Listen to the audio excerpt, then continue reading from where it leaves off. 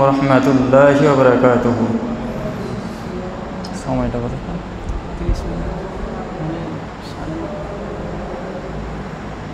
ইন্নাল হামদুলিল্লাহি নাহমাদুহু ওয়া নাস্তাঈনুহু ওয়া নাস্তাগফিরুহ ওয়া নাউযু বিল্লাহি মিন শুরুরি আনফুসিনা ওয়া মিন সাইয়্যাতি আ'মালিনা মান ইয়াহদিহিল্লাহু ফালা মুযিল্লা লাহু ওয়া মান ইযলিলহু ফালা হাদিয়া লাহু وأشهد أن لا إله إلا الله وأشهد أن محمدا عبده ورسوله أما بعد فإن خير الحديث كتاب الله خير الهدي هدي محمد صلى الله عليه وسلم وشر الأمور محدثاتها وكل محدثة بدعة وكل بدعة ضلالة وكل ضلالة في النار.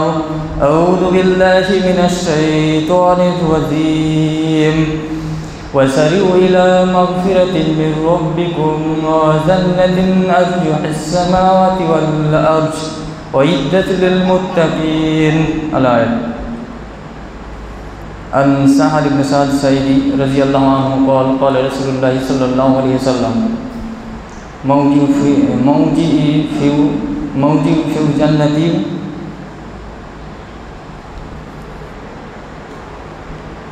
موجي صوت في الجنة خير من دنيا وما فيها باب ما جاء في صفات الجنة.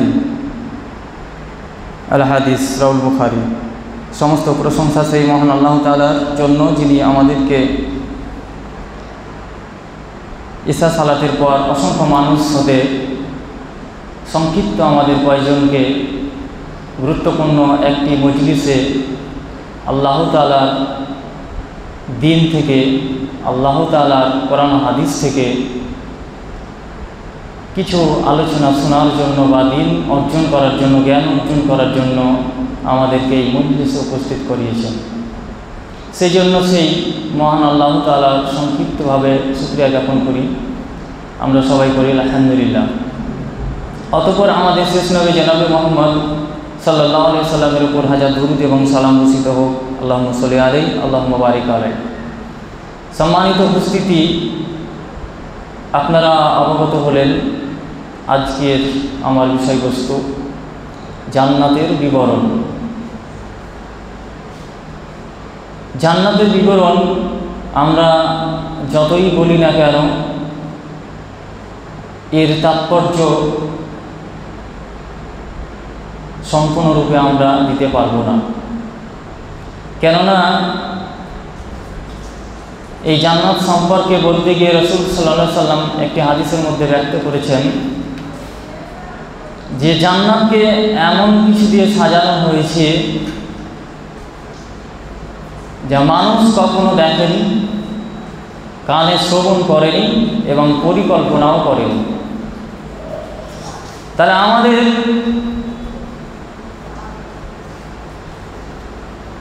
পৃথিবীতে যতগুলো আলেম ওলামা বা মানুষ আছি আমরা এর ব্যাখ্যা বিশ্লেষণ আমরা সেই রকমভাবে করতে পারব না। তবে যেইভাবে আল্লাহ তাআলা কোরআন হাদিসের মধ্যে জান্নাতের বর্ণনা দিয়েছেন, কোরআন হাদিসকে সামনে রেখে সেইভাবে আমরা কিছুটা তুলে ধরতে পারি। তো আজকে আমি আমার সেই বিষয়বস্তু আপনাদের সামনে সংক্ষিপ্তভাবে আলোচনা করার চেষ্টা করব। আমা তাওফিক ইল্লা বিল্লাহ। রব্বি ইশরাহ লি সাদরি ওয়া ইয়াসসির লি আমরি ওয়াহলুল উকদাতাম মিন লিসানি ইয়াফকাহু কওলি রব্বি জিদনি ইলমা। সম্মানিত উপস্থিতি, জান্নাতের অর্থ কি? শাব্দিকভাবে যদি বাংলা অর্থ করি তাহলে শাব্দিক অর্থ হলো বাগান। জান্নাতের অর্থ হলো বাগান। আমরা গ্রামের মানুষ অতটা বুঝতে পারবো না, কিন্তু যদি আমরা শহর অঞ্চলের লোকদের দেখি তাহলে আমরা বেশিরভাগ সেটা দেখতে পাই বা তাদের কাছ থেকে তারা বেশি অনুভব করতে পারে যে একটু খোলামেলা জায়গা কতটা তৃপ্তিদায়ক। তারা শহরের কোলাহলে থেকে, মানুষের গ্যাঞ্জামে থেকে বিরক্ত হয়ে ওঠে, যার কারণে তারা মাঝে মাঝেই একটু পাহাড়ের দিকে বা একটি সমতলের দিকে তারা কী করে? ভ্রমণ করে। কেন? একটু মনের শান্তি পাওয়ার জন্য। এইভাবে জান্নাতও সেই রূপ, তবে পৃথিবীর মতো নয়। পৃথিবীর যে বাগান, পৃথিবীর যে তৃপ্তিদায়কময় স্থান, এর মতো নয়, সেটা তার মতো। যেমনভাবে আমি হাদিসটি প্রথমে বলেছি, এই পৃথিবীতে অসংখ্য নিয়ামত দিয়েছেন আল্লাহ তাআলা মানুষকে প্রশান্তির জন্য। বিভিন্ন পাহাড় পর্বত, সমুদ্র সৈকত, সমতলে বিচরণ করার জন্য অনেক পার্কের মতো ব্যবস্থা করা, যেখানে ফুল ফুলারি ইত্যাদি দিয়ে সেই গার্ডেন বা বাগানকে সাজানো হয়। তো এই সমস্ত জায়গাকে আমরা গিয়ে, পৃথিবীর মানুষ গিয়ে একটু প্রশান্তি লাভ করে। এটা হচ্ছে ক্ষণিকের একটি পৃথিবী। এই ক্ষণিকের সময়ে আমরা এই পৃথিবীতে এসে বিরক্ত বোধ করে আমরা সেই সমস্ত জায়গাতে যাই যাতে করে আমরা একটু প্রশান্তি লাভ করি। কিন্তু আল্লাহ তাআলা এই পৃথিবীর বদলে, এই পৃথিবী ছেড়ে যখন মানুষ সেই জায়গাতে চলে যাবে, দুটি স্থান, এক জান্নাত এবং দ্বিতীয় জাহান্নাম, সেই জায়গাতে যখন মানুষ চলে যাবে আর সেখান থেকে কেউ ফেরত আসবে না। যদিও জাহান্নামে যে সমস্ত মানুষরা যাবে, যদি তাদের গুনাহসমূহ ছোট ছোট গুনাহ থাকে, তাহলে গুনাহ ভোগ করার পর, শাস্তি ভোগ করার পর আবার তারা জান্নাতে যাবে। কিন্তু যে সমস্ত ব্যক্তিকে জান্নাতে দেওয়া হবে, সেই সমস্ত ব্যক্তিকে জাহান্নামে আর দেওয়া হবে না। তো চলুন, জান্নাত কী ধরনের? জান্নাতের 8টি স্তর রয়েছে। সবচাইতে বড় স্তর, উচ্চতর স্তর হচ্ছে জান্নাতুল ফিরদাউস। আল্লাহ তাআলা, আমি যে আয়াতটি পেশ করেছিলাম আপনাদের সামনে, সূরা আল ইমরানের 133 নম্বর আয়াত, আল্লাহ তাআলা বলছেন, ওয়াসারিউ ইলা মাগফিরাতিন মির রাব্বিকুম ওয়া জান্নাতিন আরজুহাস সামাওয়াতি ওয়াল আরশ উইদ্দাত লিল মুত্তাকিন। আল্লাহ তাআলা বলছেন যে তোমরা জান্নাতের জন্য প্রতিযোগিতা তারা করো, তোমার রবের নিকট থেকে ক্ষমা এবং জান্নাতের জন্য তোমরা প্রতিযোগিতা তারা করো তোমার রবের নিকট কাছ থেকে ক্ষমা এবং জান্নাতের জন্য, যে জান্নাতের প্রস্থ আকাশ এবং জমিনের সমতুল্য। উইদ্দাত লিল মুত্তাকিন, এবং এই জান্নাত রাখা হয়েছে মুত্তাকি পরহেজগার বান্দাদের জন্য। এখানে আল্লাহ তাআলা জান্নাতে যাওয়ার জন্য শর্ত দিয়েছেন একমাত্র মুত্তাকি পরহেজগার বান্দা।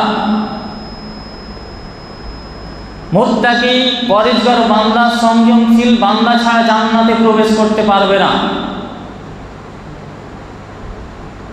জান্নাতের বর্ণনা প্রথমেই আল্লাহ তাআলা বলছেন, ওয়াসারিউ ইলা মাগফিরাতিন মির রাব্বিকুম ওয়া জান্নাতিন আরজুহাস সামাওয়াতি ওয়াল আরদ। তোমরা জান্নাতের জন্য প্রতিযোগিতা তারা করো তোমার রবের নিকট থেকে। তোমরা প্রতিযোগিতা তারা করো তোমার রবের নিকট হতে ক্ষমা এবং জান্নাতের জন্য, যে জান্নাত আকাশ এবং পৃথিবীর সমান। এই আকাশ এবং পৃথিবীর কত দূরত্ব হতে পারে? আমাদের পৃথিবী আজকে টেকনোলজিতে অনেক এগিয়ে, কিন্তু আকাশ এবং পৃথিবী কত যে দূরত্ব আছে আজ পর্যন্ত কেউ অনুমান করতে পারেনি। তার দৈর্ঘ্য প্রস্থ কতটা, কিয়ামত পর্যন্ত পারবে না। আল্লাহ তাআলা বুঝাতে চেয়েছেন যে জান্নাতের এত প্রস্থ হবে, যেই মানুষদেরকে, যেই সংযমশীল বান্দাদেরকে, যেই মুত্তাকি বান্দাদেরকে জান্নাত দেওয়া হবে, সেই জান্নাতের প্রস্থ, সেই জান্নাতের দৈর্ঘ্য এতটাই হবে যে মানুষের কল্পনার বাইরে। এই জান্নাত কার জন্যে? এটা আমার আপনার জন্য। হতভাগা সমাজ, হতভাগা মানুষ আমরা দুনিয়ার জন্য ব্যতিব্যস্ত, দুনিয়ার বাড়ি গাড়ি সম্পত্তি করার জন্য আমরা প্রতিযোগিতায় নেমেছি। আজকে আমাদের আশেপাশে যদি আমরা দেখি, লক্ষ্য করতে পারি আমরা যে আমরা শুধু বাড়ি আর গাড়ির সম্পত্তি করার জন্যই প্রতিযোগিতা করি। দেখুন আজকে আমাদের সমাজের অবস্থাটা কি। কিন্তু যেই রব আমাদেরকে সৃষ্টি করলেন, সৃষ্টি করে এই পৃথিবীতে পাঠালেন,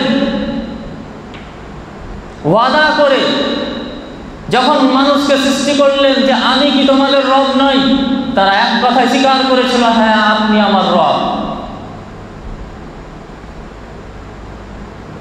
তারপরও এই পৃথিবীতে এসে মানুষ আল্লাহ তাআলাকে ভুলে গেল। যেই জান্নাত আমার আপনার জন্য এত বড় জান্নাত প্রস্তুত রাখা হয়েছে, সেই জান্নাতকে আমরা কিছুই মনে করলাম না, অথচ আমার আপনার জন্য সেই জান্নাতকে প্রস্তুত করা হয়েছে। আজকে দেখুন, দোতলা বা তিনতলা বাড়ি করার জন্য আমরা একে অপরের টাকাকে আত্মসাৎ করতে দ্বিধাবোধ করি না।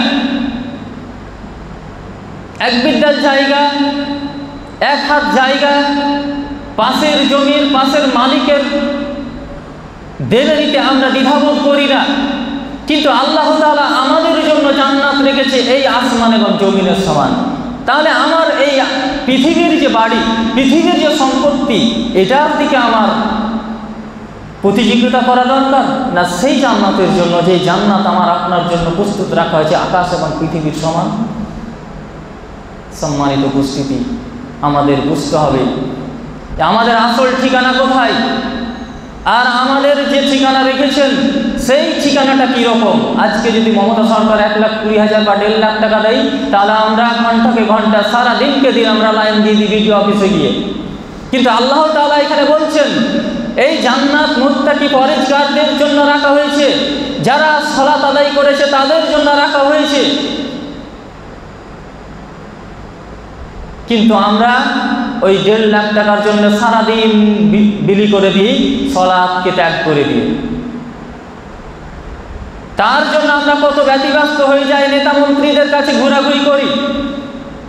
আল্লাহ তাআলা আমাদেরকে এই জান্নাতের জন্য 5 বার ডাকা হয়েছে। 5 বার যদি কেউ আসে, সারা হবে মুত্তাকি বান্দা, ইত্যাদি ইত্যাদি যে হুকুম আহকাম আছে ইসলামের, সমস্ত কিছুকে মেনে চলবে এবং যেগুলো নিষেধ করেছেন সেগুলো থেকে নিজেকে বাঁচিয়ে রাখা। এরা হবে মুত্তাকি বান্দা। আর এরা মুত্তাকি বান্দা, আর এই মুত্তাকি বান্দাদের জন্য রয়েছে এই জান্নাত। আমি যে হাদিস পেশ করেছিলাম সেই বুখারী 6415 নম্বর হাদিস, মৌজি ফিল জান্নাতি,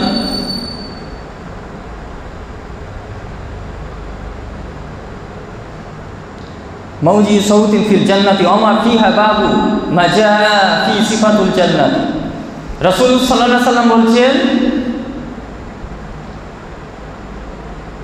যে জান্নাতের এক চাবুক সমপরিমাণ জায়গার মর্যাদা বা মূল্য এই পৃথিবী এবং পৃথিবীর মধ্যে যা কিছু রয়েছে তার চাইতে উত্তম। সম্মানিত উপস্থিতি, আমরা প্রথম আয়াতে আমরা বুঝতে পারলাম যে আমাদের জন্য জান্নাত কি তৈরি করে রেখেছেন, কি ধরনের জান্নাত তৈরি করেছেন। আর এই জান্নাত, আমাদের এত বড় জান্নাত যে আমাদের জন্য তৈরি করেছে, এই জান্নাতের এক চাবুক সমপরিমাণ জায়গার মূল্য কতটা আমি আপনি ভাবতে পারি? এক চাবুক কতটা হতে পারে? হতে পারে এক হাত। আমরা আগে দেখেছি ঘোড়া গাড়িতে এত বড় চাবুক থাকতো, অর্ধ হাত মতো, ধরে নিলাম এক হাতে। তাহলে জান্নাতের এক চাবুক সমপরিমাণ জায়গার যদি এই পৃথিবী এবং পৃথিবীর মধ্যে যা কিছু রয়েছে তার চাইতে উত্তম হয়, তাহলে আমরা কি অনুমান করতে পারবো সেই জান্নাতের কত মূল্য? এই পৃথিবীর দাম কত বলুন? অনুমান আছে আমাদের? জি না। দেখুন, আজকে একটি বাড়ি করার জন্য হারাম হালাল কিছু বুঝি না, জায়গা করার জন্য, সম্পত্তি করার জন্য আজকে আমাদের অন্নবাদে পয়সার অভাব নেই। বড় বড় কোম্পানি, বলুন তো লাভ আছে কিছু? ওই তো ঘুরে 60 থেকে 70 বছর, তারপরে তো চলে যেতে হবে। তখন কি? কিছুই তো লাভ নেই। একটু ভাবার বিষয়। আর সেই সময় আর এই সময় 50,000 বছর হবে সেই দিন, আর সেখানকার 50,000 বছর, এইখানকার 50,000 বছর, সেখানকার এক। বলুন তো, আমরা 60 থেকে 70 বছর আমাদের আয়ু, আর সেখানে একটা দিন কেটে যাবে এখানকার 50,000 বছর। তাহলে ভাবতে পারেন সেই জায়গার একটি দিন কত বড়। আর আমরা এই অল্প ক্ষণিকের সুখের জন্য হারাম হালাল বুঝলাম না, বাড়ি আর বাড়ি, বাড়ি আর বাড়ি, সম্পত্তি, গাড়ি, একে অপরের টাকাকে আত্মসাৎ করা। যদি 1,20,000 আসে, তাহলে 1,00,000 টাকা, 20,000 টাকা আত্মসাৎ গরিব মানুষের। আজকে আমাদের সমাজে কি এইগুলো করে আমাদের লাভ কি? একটু বুঝতে হবে। অন্ততপক্ষে আমরা তো বুঝবো, আমি তো বুঝবো, কেননা এটা আমার জান্নাত, আল্লাহ তাআলা আমার জন্য এটা করেছেন। কেন আদম আলাইহিস সালামের কথা আমাদের কি মনে নেই? যখন আদম আলাইহিস সালামকে সৃষ্টি করলেন, কোথায় রাখলেন? আমাদের সবার জানা, জান্নাতে রাখলেন তাদেরকে।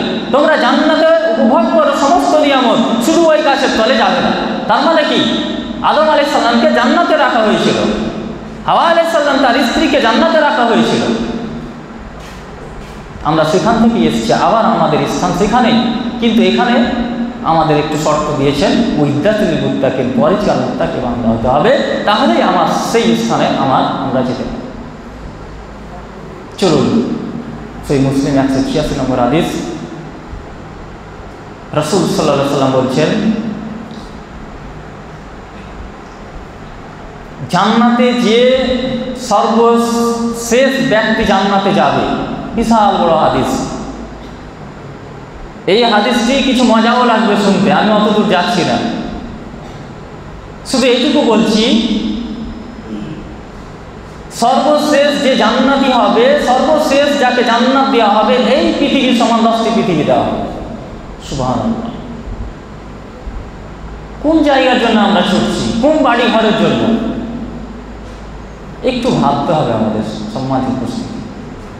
এই সামান্য একটু উপভোগের জন্য, একটু সুখী থাকার জন্য আমরা সমস্ত কিছু এই জান্নাতকে ভুলে গেলাম। যে জান্নাত আমার জন্য বরাদ্দ করেছে এই পৃথিবীর থেকে 10 পৃথিবী, তাহলে এই পৃথিবীর দাম কত আমরা অনুমান করতে পারি? আজকে দেখুন জাকির হোসেন অনেক সম্পত্তির মালিক না, তাহলে দেখুন তো ওই জান্নাত, সর্বশেষ যে জান্নাতে যাবে তার সমান কি? আজকে মুস্তাক হোসেন কত বড়, টাটা আম্বানি কত বড়, মুকেশ আম্বানি কত বড়, তাহলে তাদের চাইতে বড় কি বিল গেটস? তাদের চাইতে বড় কি? সে তো পৃথিবী দিতে পারেনি, একটি পৃথিবী দিতে পারেনি। তাহলে তো আপনি সৌভাগ্যবান, আপনার জন্য 10টি পৃথিবী দেওয়া হয়েছে। শর্ত এটাই, আপনাকে মুত্তাকি হতে হবে, 5 ওয়াক্ত সালাতি হতে হবে, এবং হারাম থেকে বেঁচে থাকতে হবে, হালাল করতে হবে। এই তো সামান্য কয়েকটি শর্ত। তাহলে তো আমার চাইতে আর ধনী কেউ আছে? জাকির হোসেন যতই হোক আমার চাইতে ধনী না, সে তো মরলে জাহান্নামে যাবে।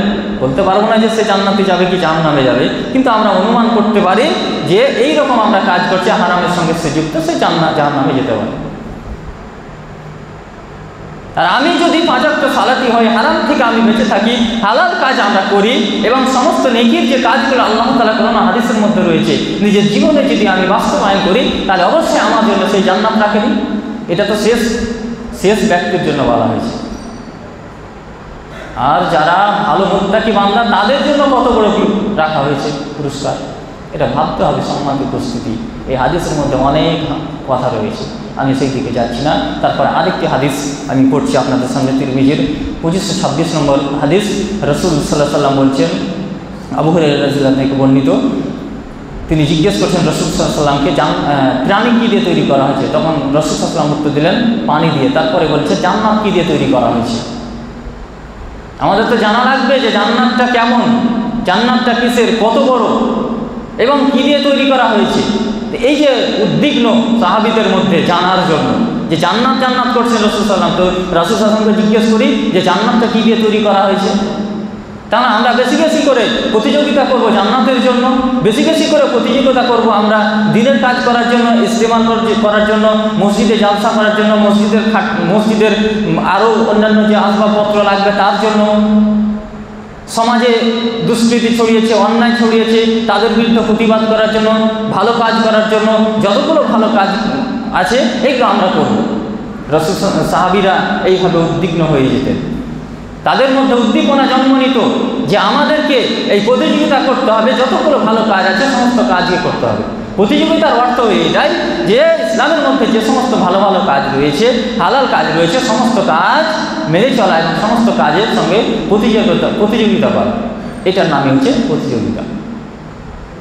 তখন জিজ্ঞেস করার পরে তখন বললেন যে জান্নাত তৈরি করা হয়েছে সোনা এবং রূপার ইট দিয়ে, একটি সোনার ইট, একটি রূপার ইট, এইভাবে একটির পরে একটি জান্নাতকে তৈরি করা হয়েছে। আজকে পৃথিবীর মধ্যে একটিও বাড়ি পাবেন না যে সোনার এবং রূপার ইট দিয়ে তৈরি করা হয়েছে। তাহলে আমরা কত বড়, বিল গেটস করতে পারিনি আজ পর্যন্ত এত বড় পয়সাওয়ালা, তাহলে আমরা কত পয়সাওয়ালা?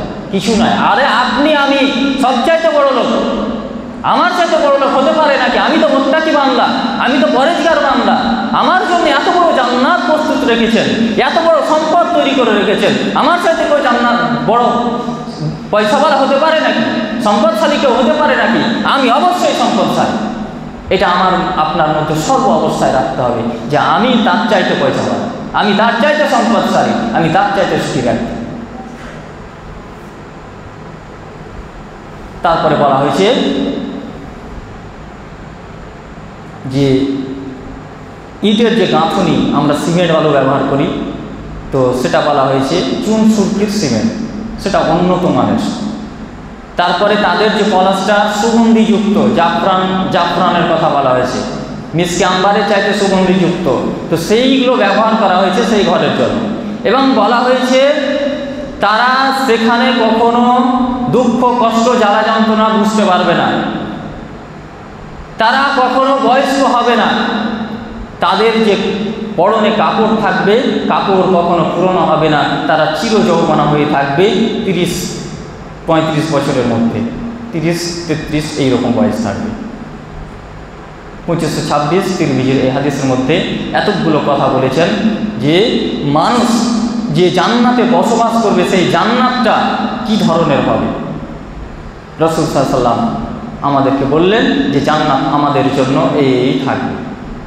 তাহলে আমাদের জন্য জান্নাত কী রকম থাকবে আমরা আমাদের অনুমানের বাইরে, যে আমাদের যে জান্নাত প্রস্তুত করা হয়েছে, জান্নাতে যে ঘর তৈরি করা হয়েছে সোনা এবং রূপার ইট দিয়ে, সোনামণি মুক্তা দিয়ে সেই ঘরকে সাজানো হয়েছে। এইভাবে আমাদের যে ঘর থাকার যে স্থান সেটাকে সাজানো হয়েছে, আমার আপনার জন্য প্রস্তুত রাখা হয়েছে, আর সেটাকে আমরা হাতছাড়া করে দিচ্ছি। আমরা যদি প্রধানমন্ত্রী 1-1.5 লাখ টাকা বা 2 লাখ টাকা দেয় তার জন্য আমরা ছুটাছুটি করছি, কিন্তু আল্লাহ তাআলা আমাদের কত 1450 বছর আগে নির্ধারণ করে দিয়েছেন যে জান্নাত, যেই মানুষকে আমি এই পৃথিবীতে পাঠিয়েছি একটু কষ্ট করার পর আমাকে অনুকরণ করা, আমার পুরানো হাদিসকে, আমার নবী রাসূলকে অনুকরণ করে যারা চলবে তাদের জন্য আমি এই প্রস্তুত করে রেখেছি এই নিয়ামত, এটা আমার আপনার জন্য বরাদ্দ করা রয়েছে। তারপরে চলে সূরা জুমার 20 নম্বর আয়াত, লাকিনাল্লাযীনা তাকাউ রাব্বাহুম লাহুম গুরাফুম মিন ফাওকিহা গুরাফুম মাবনিয়া তাজরি মিন তাহতিল আনহার ওয়া যাল্লাহি লা ইয়াখলুফুল মিআদ। আল্লাহ তাআলা বলছেন সূরা জুমার 20 নম্বর আয়াত, যারা তাদের রবকে ভয় করে তাদের জন্য রয়েছে, যারা তাদের রবকে ভয় করেছে তাদের জন্য রয়েছে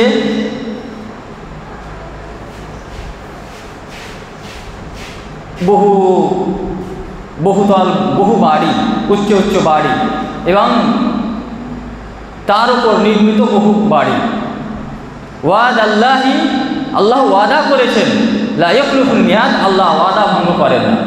আল্লাহ তাআলা এই আয়াতের মধ্যে বলতে চাচ্ছেন যারা আল্লাহ তাআলাকে ভয় করে এই পৃথিবীতে চলবে, হারাম ও হালাল বাছাই করে চলবে, দুনিয়াতে যত ভালো কাজ আছে সেই সমস্ত ভালো কাজগুলি করবে, এবং যে সমস্ত হারাম কাজ সেইগুলি থেকে বেঁচে থাকবে, সেই সমস্ত ব্যক্তিদের জন্য অর্থাৎ মুত্তাকি পরেজগার বান্দাদের জন্য রয়েছে বহু বাড়ি, এবং তার উপর নির্মিত বাড়ি। আজকে আমরা বহু কোম্পানির বাড়ি বা বহু অর্থশালী লোকদের বাড়ি যদি দেখি, আমরা মনের মধ্যে আমাদের আফসোস হয় যে তার বাড়ি কত বড় বড়, তার বাড়ি এত এত এত বাড়ি, আমাদের আফসোস। কিন্তু আমার আপনার জন্য আল্লাহ তাআলা বরাদ্দ করে রেখেছেন, একমাত্র আল্লাহ তাআলা যাদেরকে ভয় করে, আল্লাহ তাআলাকে যারা ভয় করে তাদের জন্য রয়েছে উচ্চ উচ্চ বাড়ি।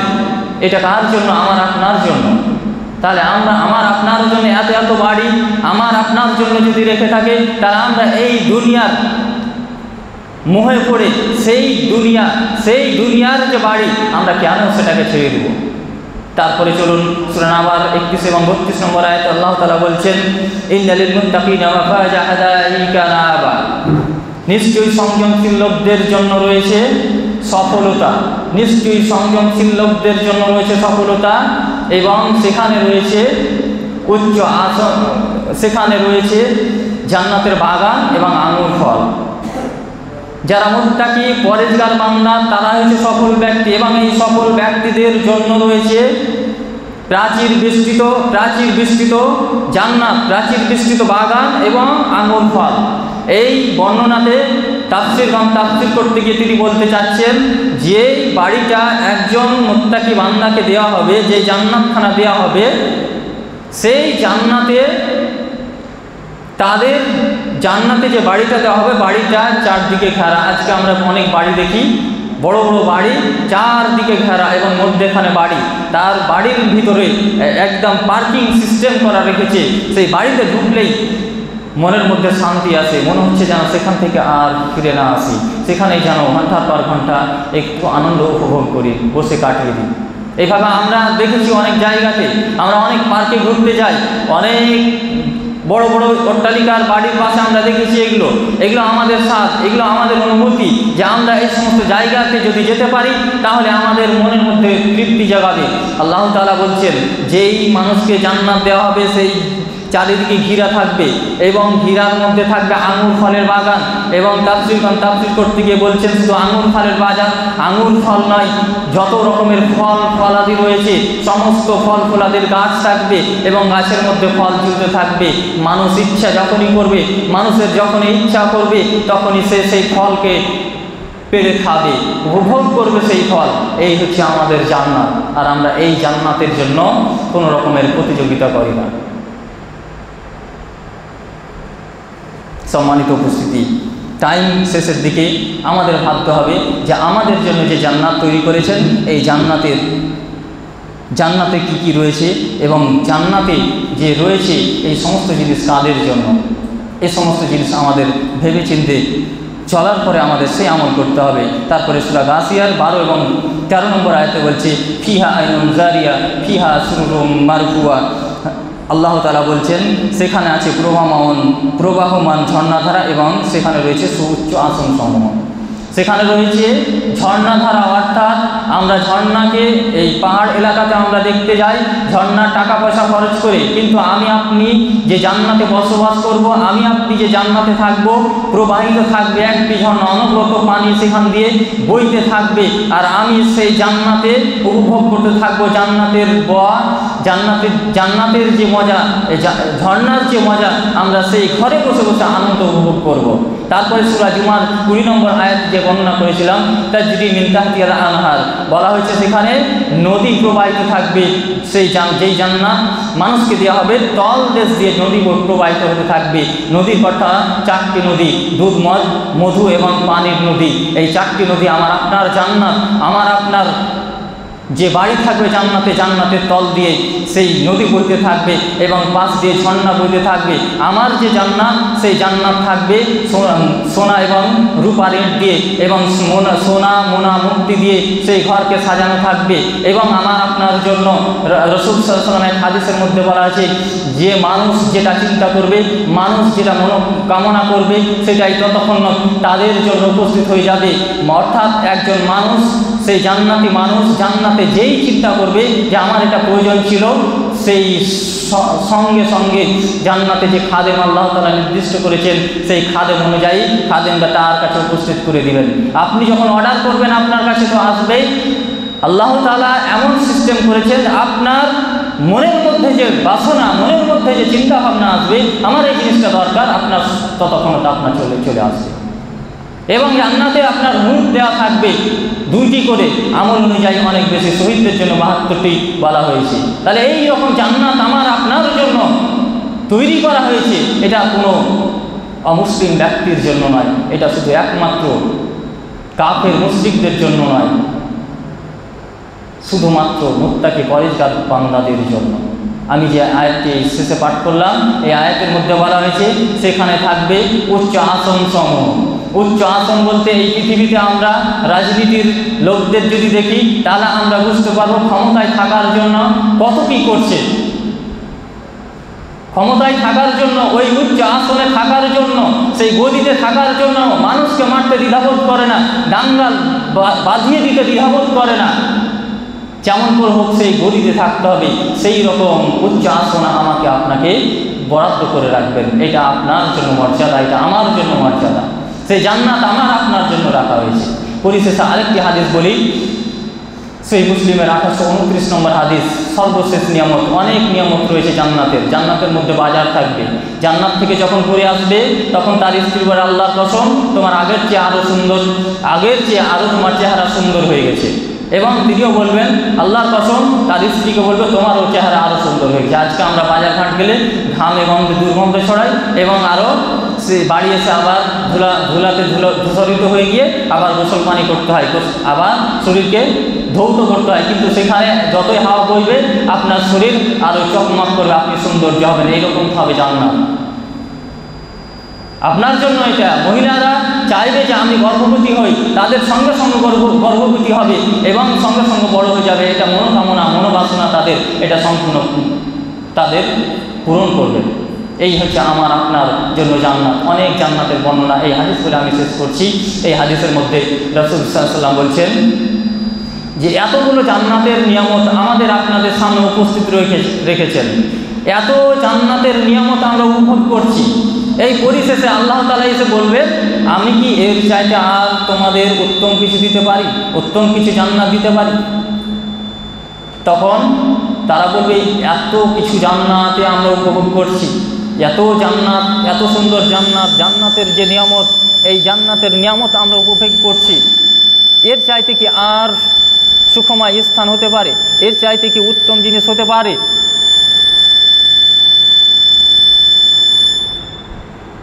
তখন আল্লাহ তাআলা উপস্থিত তার সুন্দর চেহারা ও মানুষের সামনে, সেই জান্নাতি মানুষদের সামনে উপস্থিত রাখবেন।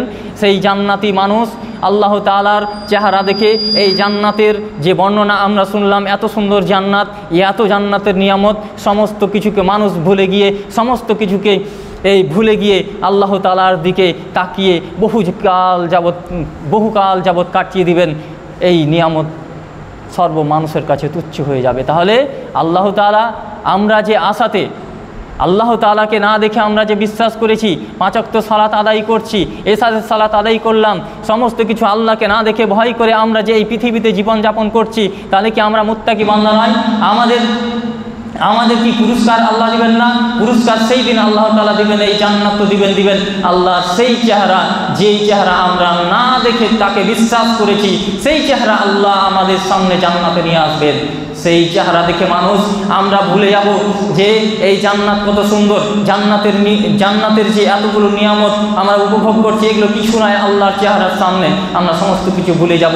সেই জান্নাতের আল্লাহ তাআলা দিদার দেখে আমরা বহুকাল যাবৎ কাটিয়ে দেব। তাহলে আল্লাহ তাআলা আমাদের যে জান্নাতের প্রতিশ্রুতি দিয়েছেন, এই জান্নাতের জন্য কি আমাদের আমল দরকার নেই? জান্নাতের জন্য কি আমাদের প্রতিযোগিতা দরকার নেই? অবশ্যই আমাদের এই দুনিয়ার মোহ ত্যাগ করে সেই জান্নাতকে সামনে রেখে আমাদের জীবনযাপন করা দরকার, যাতে করে আমরা সেই জান্নাতে আমরা যেতে পারি, যে জান্নাত আমাদের জন্য প্রস্তুত করে রেখেছেন। এই জান্নাতের বর্ণনা অনেক রয়েছে, আপনারা আলেম ওলামাদের মুখ থেকে শুনবেন এবং ইউটিউব বা ফেসবুক থেকে আজকে অনেক আছে জান্নাতের যে নিয়ামত রয়েছে সেগুলো শুনবেন। তাহলে আপনার ঈমানটা বৃদ্ধি পাবে। ঈমান বৃদ্ধি পেলে আমল করতে আগ্রহ বাড়বে। কেননা আমরা এই দুনিয়াতে যেগুলো হাতে হাতে পাই, সেগুলো করতে আমাদের মজা লাগে। কিন্তু আমরা যেহেতু এই জান্নাত হাতে হাতে পাচ্ছি না, যার কারণে আমরা এই আমল করতে আগ্রহী হই না। কিন্তু আমরা যখন এই সমস্ত নিয়ামতগুলো আমরা জানবো, তাহলে আমাদের ঈমানটা বৃদ্ধি পাবে যে এই জান্নাত তো আমাদের জন্য। এই সোনামণি মুক্তার যে জান্নাত, জান্নাতে যে ঝর্ণা, জান্নাতে যে জান্নাতে যে নদী নহর থাকবে, 4টি নদী, এই যে ব্যবস্থাপনা, বাগান থাকবে, বাগানের মধ্যে কত ধরনের ফলমূল থাকবে, এটা আমাদের জন্য, শুধু আমার জন্য, আমাদের না, আমার জন্য। এইভাবে যখন আমরা বুঝব, তাহলে আমাদের আমল করতে সুবিধা হবে। পরিশেষে আল্লাহর কাছে দোয়া করি, হে আল্লাহ, তুমি আমাদেরকে সেই জান্নাতের জন্য যে আমাদের এই পৃথিবীতে পাঠিয়েছ, তো আমার জান্নাতের যাওয়ার জন্য যে আমার আমল দরকার, সেই আমল আমরা যেন করে এই পৃথিবী ছেড়ে যেতে পারি। আল্লাহ তাআলার কাছে দোয়া করি, আমিন, আল্লাহুম্মা আমিন। সুবহানাকা আল্লাহুম্মা ওয়া বিহামদিকা আশহাদু আল্লা ইলাহা ইল্লা আনতা আস্তাগফিরুকা ওয়া আতুবু ইলাইক।